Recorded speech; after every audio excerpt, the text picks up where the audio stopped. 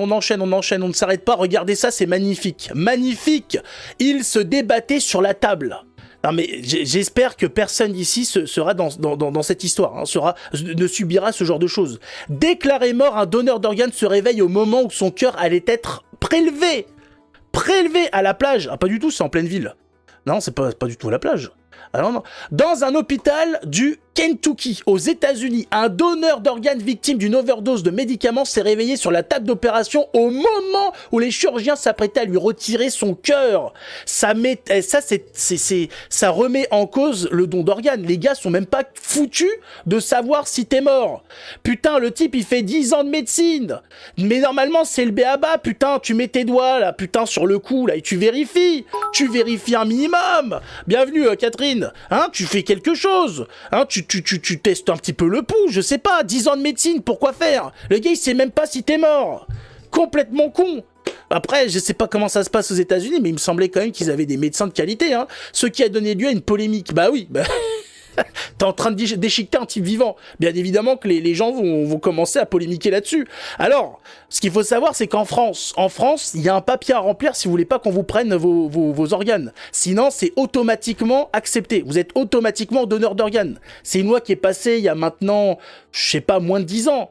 Mais faites attention. Faites très attention parce que vous êtes considéré, vous êtes dans la liste de donneurs, il faut faire un papier, il faut demander à ne pas être dans la liste, à être retiré de la liste. Donc voilà, hein, si vous avez envie d'être découpé, vous faites rien et sinon faut remplir le papier. Le papier rempli, c'est fait. Voilà, Versailles, lui, il a déjà fait le papier.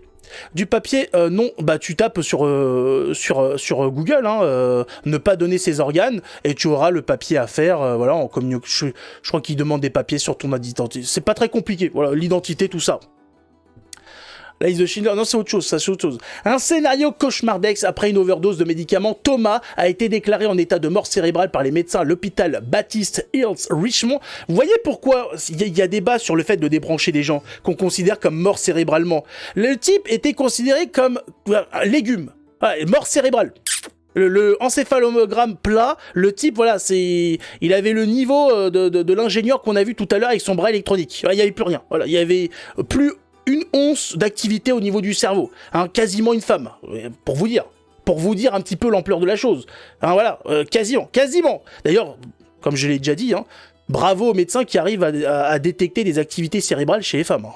Il faut avoir l'œil, hein. Faut avoir des appareils électroniques poussés. C'est la NASA qui détecte ce genre de choses. Hein. Faut avoir des satellites, faut avoir toute une équipe technique. Moi, je sais pas comment ils font. Moi, je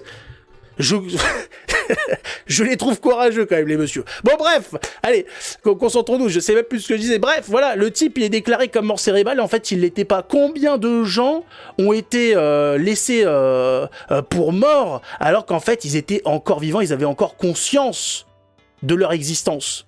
Combien sont passés à la casserole? Combien ont été débranchés alors qu'il y avait la possibilité de vivre pour eux? Malheureusement, la science n'étant pas... la médecine n'étant pas une science exacte, hein, on peut faire de grosses bourdes, et ben malheureusement, des fois, hein, il y a des conneries qui s'opèrent.